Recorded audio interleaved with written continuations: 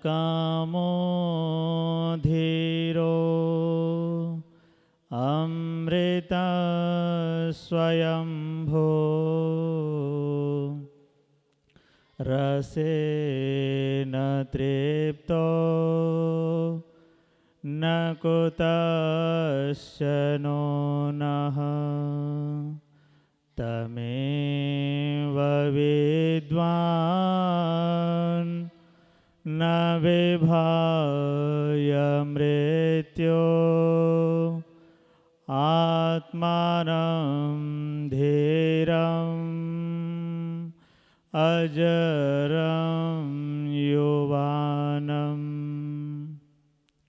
परमात्मा के सभी गीत गाओ तो आवागमन से सभी छूट जाओ। परमात्मा के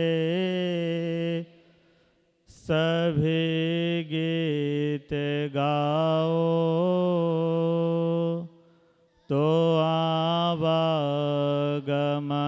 से सभी छूट जाओ। अकामो धीरो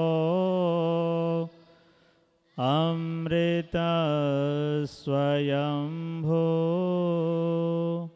रसेन तृप्तो न कुतश्चनो नः तमेव विद्वान् न विभाय मृत्यो आत्मानं धीरम् अजरं युवानम् आत्मानं धीरम् अजरं युवानम्।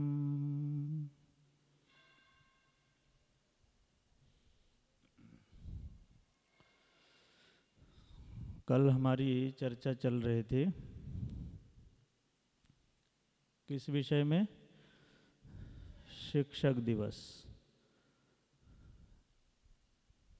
पूरा हो गया, समझ में आ गया शिक्षक दिवस कैसे मनाना होता है? हैं? थोड़ा थोड़ा समझ में आया ना? तो आज और समझते हैं।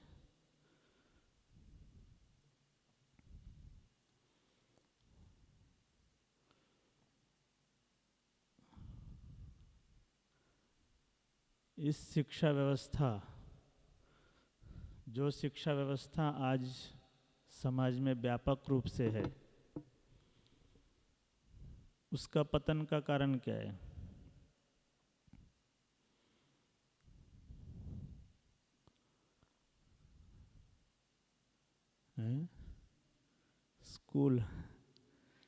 स्कूल इसका पतन है। उसके भी मूल में, जड़ में जाते हैं तो क्या है?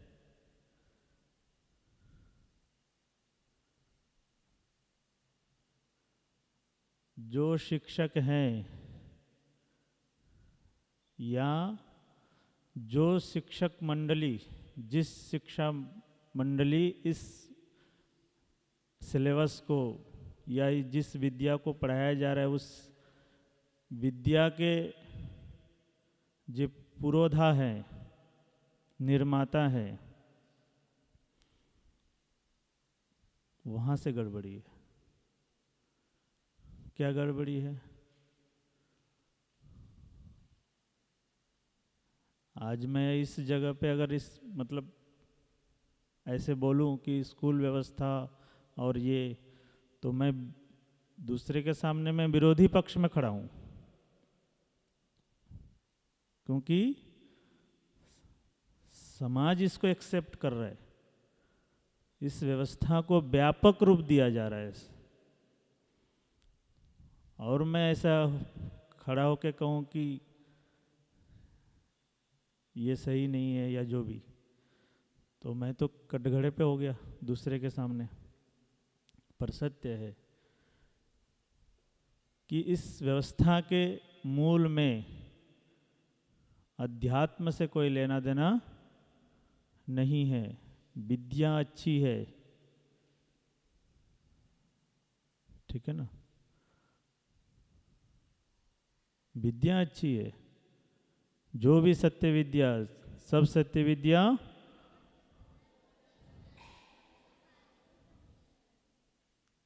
तो सबका आदि मूल परमेश्वर है, जो भी सत्य विद्या है, इसमें संदेह नहीं है। इसमें संदेह नहीं है कि उस जो सत्य विद्या जो स्कूलों में पढ़ाए जा रहे वो वेद के हैं, ईश्वर के, वहां से उसकी उत्पत्ति है। पर जिस प्रकार से वहां पर दिया जाता है या जो दे रहे हैं या जिन विद्याओं को जो व्यक्ति क्रिएट कर रहा है, उस व्यक्ति के मूल में अध्यात्म नहीं है, तो दशा और दिशा बदल जाएगी ना। एक अध्यात्म व्यक्ति किसी चीज का प्रतिपादन करेगा और जो अध्यात्म व्यक्ति नहीं है उस चीज का कोई दूसरा व्यक्ति प्रतिपादन करेगा, स्वाभाविक है अंतर आएगा। वैशेषिक दर्शन में साइंस है नहीं है, है? विस्तार नहीं है, व्यापक नहीं है। वेद में भी है सब, और अगर और विस्तार में देखें तो वैशेषिक दर्शन में साइंस है, ठीक है ना। बहुत सारे ऐसे विषय हैं जिसमें साइंस दिखते हैं, और अनेकों ग्रंथ जला चुके हैं, वो तो हम नहीं पता कि सारे विद्याएं तो थी। पर वैशेषिक दर्शन पढ़ने के बाद आपके दिमाग में वो गंदगी नहीं आएगी।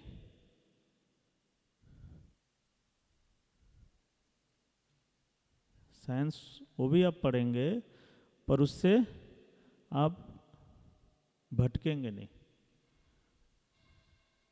आप पथभ्रष्ट नहीं हो सकते। पर इन विद्याओं से हो सकते हैं, होते हैं। क्यों कल कहा था कि स्कूल व्यवस्था हमारे प्राचीन शास्त्र में कहीं नहीं मिलता है, क्यों कहा था?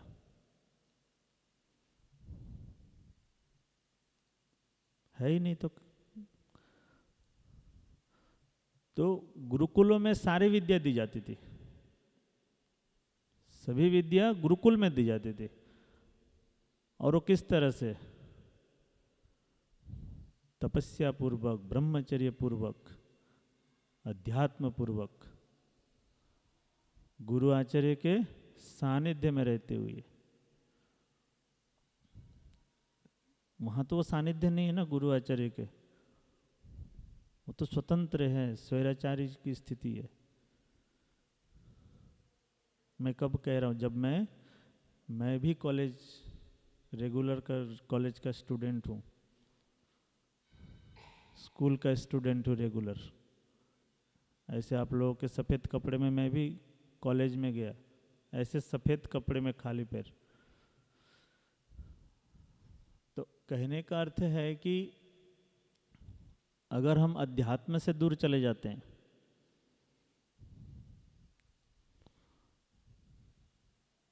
पतंग होता है ना,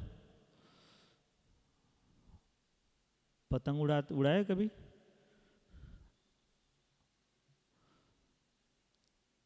तो पतंग डोरा बांधते जाइए बहुत दूर तक जा सकता है, और टूट जाए तो फिर क्या होगा? वो कहीं ना कहीं इधर उधर भटक जाएगा, ठीक है ना।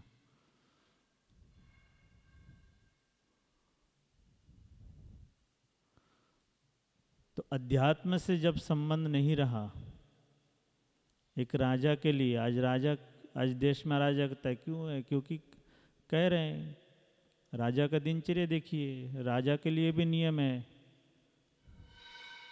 उनकी दिनचर्या देखिए। तो एक राजा के लिए भी अनिवार्य है। और शिक्षक, जिसको हम शिक्षक कह रहे हैं, उनके साथ अगर अध्यात्म का लेना देना नहीं है तो समाज को कैसे दिशा दे सकते हैं, और किस तरह का दिशा देंगे, ये तो स्पष्ट है। मैं उस विद्या को गलत नहीं ठहरा रहा हूं, उस पद्धति को, देने वाले के स्थिति को बता रहा हूं। जब से इस सिस्टम का बिगाड़ हुआ है, क्योंकि शिक्षा समाज का क्या होता है, शिक्षा समाज का क्या होता है, स्कूलों में लिखा रहता है ना,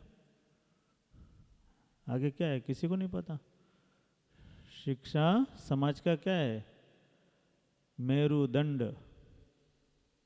शिक्षा क्या है, समाज का मेरुदंड है।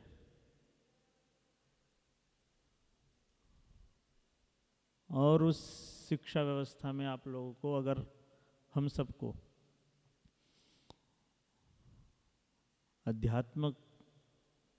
आध्यात्मिक चीज़ें हटा करके अगर इस तरह की चीज़ें आपको बाल्यावस्था से दिया जाए,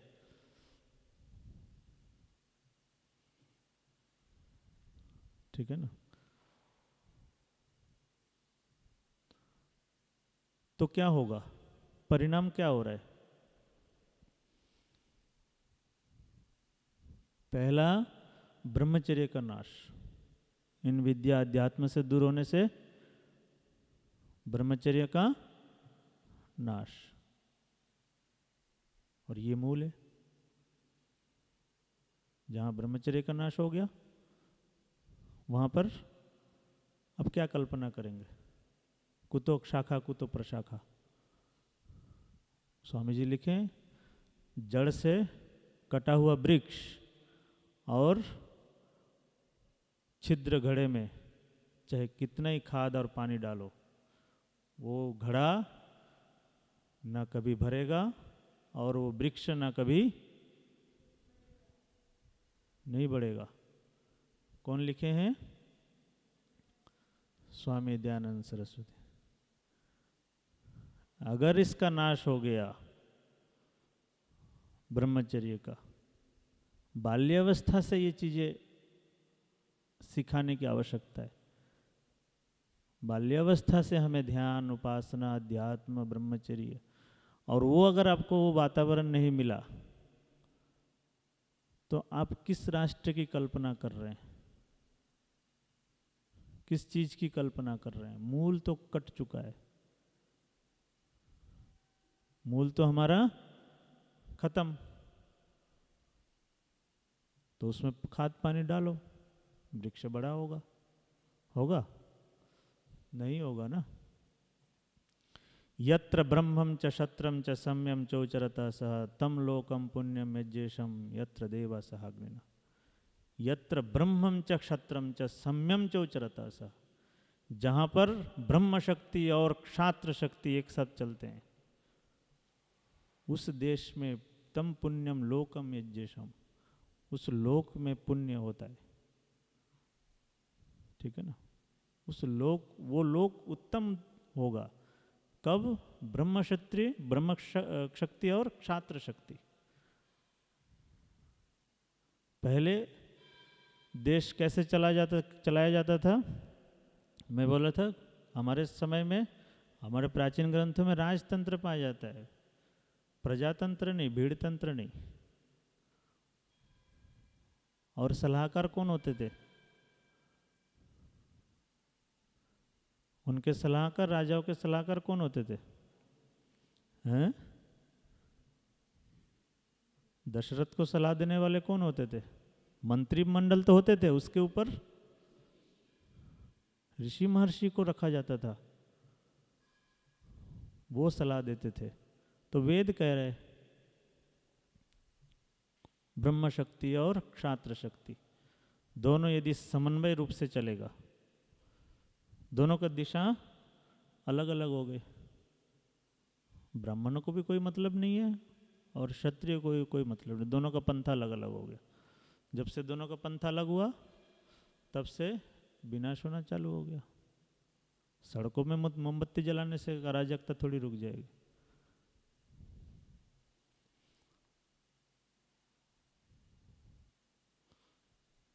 तो जब योग्य का सम्मान नहीं होता है जिस जगह पे, योग्य व्यक्ति का जहां पर सम्मान नहीं है, जिस देश में जहां पर भी, तो उसका कैसे उन्नति हो सकती है? पहले विद्वानों का सम्मान होता था, राजा महाराजा अपने रथ घोड़े और जूता चप्पल छोड़ के 2 किलोमीटर दूर पैदल मिलने आते थे। दशरथ जी गए थे ना अपने पुत्रेष्टि यज्ञ के लिए बुलाने, देखिए वो भाव।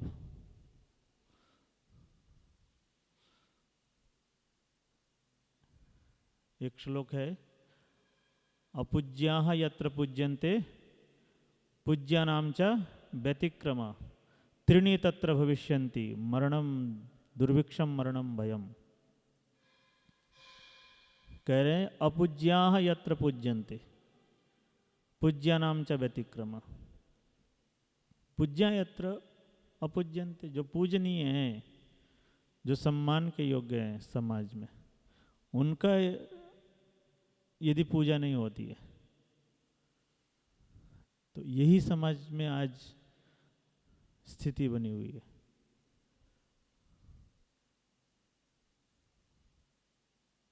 पूज्यों का पूजा नहीं हो रही है और अपूज्याः यत्र पूज्यन्ते उल्टा कर दीजिए और अपूजनीय का पूजा हो। तो कह रहे त्रीणि तत्र भविष्यन्ति दुर्भिक्षम मरणम भयम, वहाँ पर दुर्भिक्ष अर्थात पतझड़ समाप्त और मृत्यु आदि भय, ऐसी स्थिति बने रहेंगे।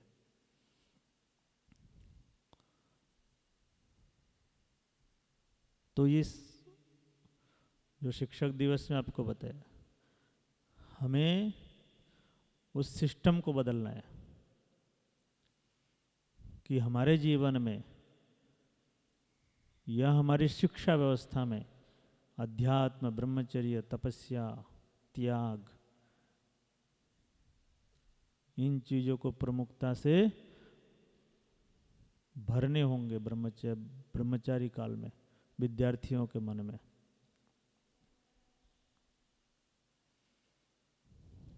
ठीक है ना? और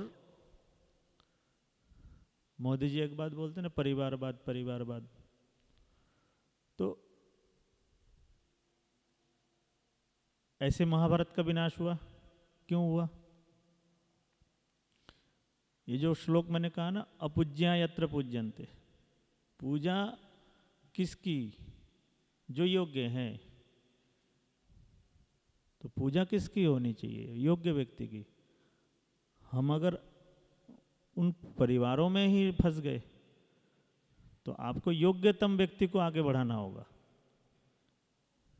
ठीक है ना?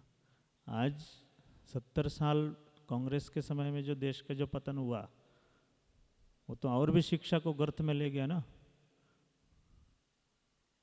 अगर मैं रिकॉर्ड हो रहा है, आज सत्य है, राहुल गांधी को आज भी आगे किया जा रहा है। इतने बड़े बड़े व्यक्ति उस पार्टी में होते हुए भी राहुल गांधी उनके लिए सर्वोपरि है। ठीक है ना?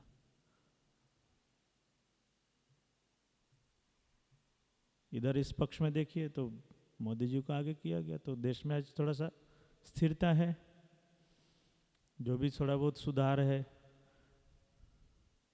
अंदर से खोखला हो चुका था देश हमारा, शिक्षा व्यवस्था तो गर्त में गया ही था, और अंदर से भी हमारा देश कैसा हो गया था? खोखला। ऊपर से तो सब खुश थे, बढ़िया था ना, बीजेपी आने से पहले सब खुश थे, बीजेपी आने के बाद से तनाव शुरू हुआ है, बहुत तनाव हो गया। क्यों तनाव हुआ है? और पहले क्यों खुश थे?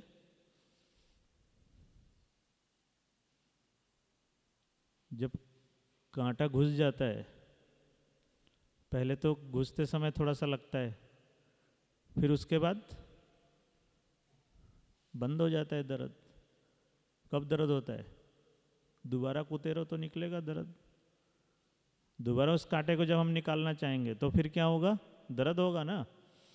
तो अब मोदी जी इन चीज़ों में, जो देश के अंदर जो मुसलमानों का है, अनेक चीज़ों का जो है, बहुत ज़्यादा स्थिति अंदर गंभीर हो रखा था। उधर चीन को दे दिया कुछ स्थान, उधर पाकिस्तान को दे दिया, कोई किसी को कुछ नहीं आता पता। वो बोलते जहाँ घास नहीं उगता उस भूमि की क्या आवश्यकता है। कौन कह रहे हैं?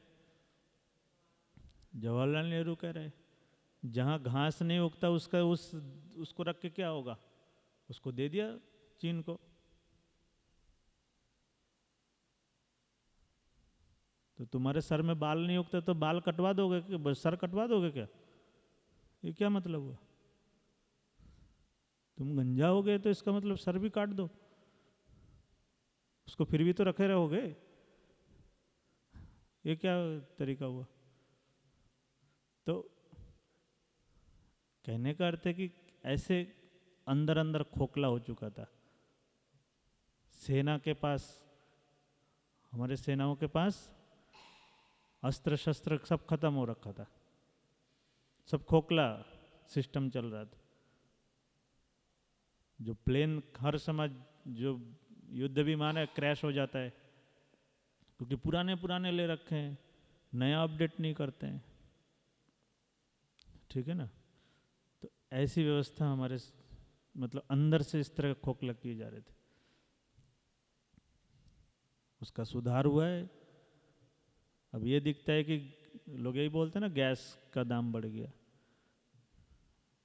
देश कितना सुरक्षित हो गया, मजबूत हो गया, ये तो देखिए। किसी को आंख उठाने का साहस नहीं है आज के समय में, 10 बार सोचता है, क्योंकि ये व्यक्ति जो है ना, ये घुस के मारने वाला आदमी है, ये छोड़ेगा नहीं। ये व्यक्ति घुस के मारेगा। पहले के समय में कोई मतलब ही नहीं, घुस के मारने की क्या जरूरत है? सब बेच दो, सब दे दो, जो भी चाहिए। नोट छापने का मशीन पाकिस्तान से बना के यहाँ नोट आए जा रहे। तो इस सिस्टम का बदलाव हुआ तो सुधार हुआ। तो इस सिस्टम का बदलाव होना चाहिए। तो शिक्षा व्यवस्था और इन चीज़ों में हमें जागरूक होना होगा। हम गुरुकुल से पढ़ के हमें इसमें चिंतन करना है। हम इस दिशा और दशा को बदलने के लिए हमें संकल्प लेना है। ठीक है ना? तो जो भी जिस भी पद में जाना है, जहाँ से इस सिस्टम का सुधार हो सकता है उस पर काम करना है। उस संकल्प के साथ पढ़ना है, उस संकल्प के साथ जीना है। और मूल में अध्यात्म के साथ जुड़ा रहना है, मूल को नहीं छोड़ना है। अध्यात्म, ब्रह्मचर्य, त्याग, तपस्या, इनके साथ अगर आप विच्युत हो गए, कट गए, तो फिर कुछ नहीं होगा। ब्रह्मचर्यस्य च गुणम शृणुत्वं वसुधाधिपा जन्म मरणाद्यस्तु ब्रह्मचारी भवेदिय न तस्य किंचित अप्राप्यम। ऐसा कह रहे हैं। क्या कह रहे हैं? न तस्य किंचित अप्राप्यम। कोई भी वस्तु आपके लिए अप्राप्य नहीं है। किसके पालन से? किसके पालन से कौन चीज अप्राप्य नहीं है? ब्रह्मचर्य के पालन से। ब्रह्मचर्य के पालन से आपका कोई चीज अप्राप्य नहीं है। बहव्य कोटैस्त्वरीषीणाम च ब्रह्म लोके बसन्त्युत। बहुत सारे ब्रह्म ज्ञानी पुरुष कहाँ चले गए? ब्रह्मलोके बसंत्युता, ब्रह्मलोक को प्राप्त हो गए।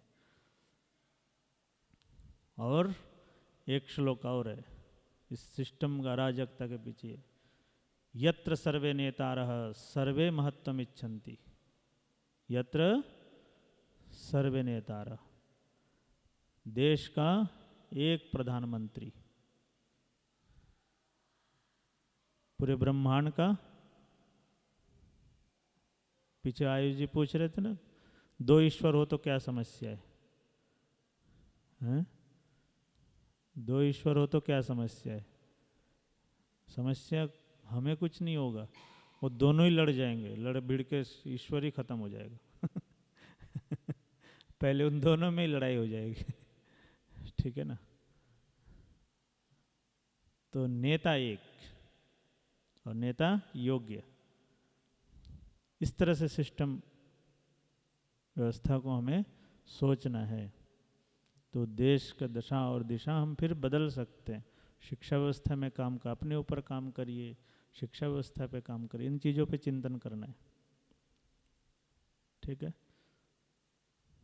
तो शिक्षक दिवस मना दिए, अच्छी बात है, आप लोगों को धन्यवाद। कल आप लोग कुछ बना के हम लोगों को दिए थे,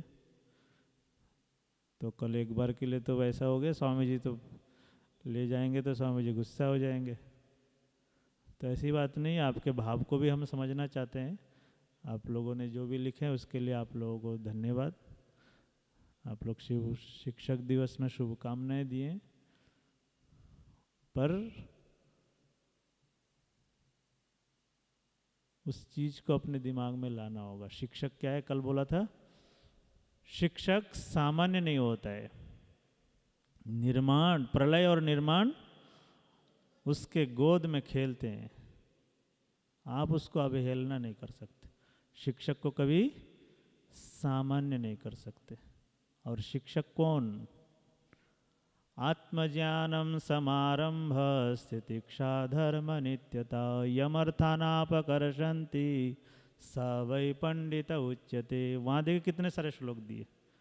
निषेवते प्रशस्तानि निंदितानि न सेवते अनास्तिक श्रद्धादान ये तत्पंडित लक्ष्य। वहाँ पर विद्वान आचार्य शिक्षक का लक्षण दे रहे हैं। आत्मज्ञानम समारंभ, जो आत्मज्ञान ज्ञानी है, जो विषयों के प्रति आकर्षित नहीं होता है, जिसको विषय खींच नहीं सकता। ये स्वामी जी के शब्द है, देखिए व्यवहारवानों में। वो पंडित के लक्षण है, वो विद्वान है, वो आचार्य है, वो शिक्षक। शिक्षक की तो कोई परिभाषा होगी ना। ठीक है? तो ऐसे हमें बनना है, ऐसे विचार हमें करना है। ठीक है? उस व्यवस्था से कोई समस्या नहीं। तो इस तरह से हमें सोचना और विचारना चाहिए, तब उन्नति होगी। इति ओम शांति पाठ।